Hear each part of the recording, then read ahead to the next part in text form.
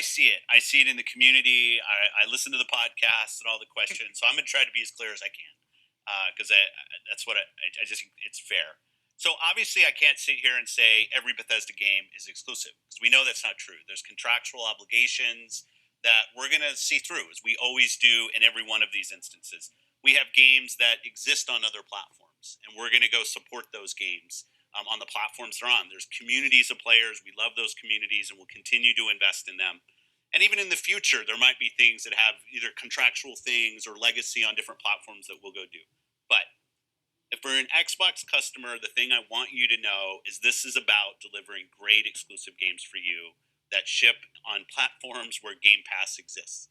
And that's our goal. That's why we're doing this. That's the root of this partnership that we're building, and the creative capability we will be able to bring to market for our Xbox customers. It is going to be the best it's ever been for Xbox after we're done here. Hey guys, welcome back to the channel. And as you guys just saw, Phil Spencer just confirmed what everybody has been wanting to know for months. He had a roundtable with Bethesda yesterday, and they went over a lot of stuff. I'm not going to touch on everything they went over in this video. I'm just going to be talking about the major points I took away from this interview. So the first point I want to touch on is exclusivity. You guys just heard Phil Spencer say that they were going to be honoring all the contracts that they have already, which are Deathloop and Tokyo Ghostwire. These games are under contract with Sony for at least a year or so.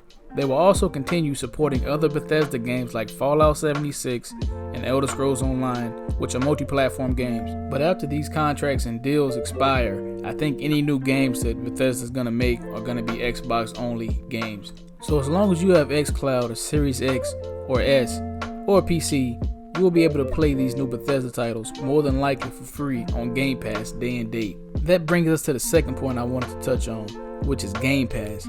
With this deal, Bethesda just dropped a ton of games on Game Pass, at least 20 I think.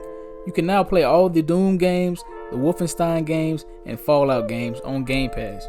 And like I just stated, this means all their new titles will more than likely also release day and date on Game Pass. Game Pass is already a pretty good deal, and with all these games that Bethesda just dropped on there, Xbox may become some people's go-to box. The third point I wanted to talk about was the future. During the interview, Phil and Todd Howard also briefly spoke on a summer event that's happening later this year.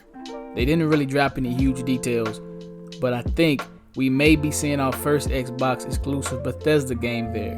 Whether it's going to be Fallout or Starfield, that's a whole nother video, but I'm excited to see what exactly that game will be.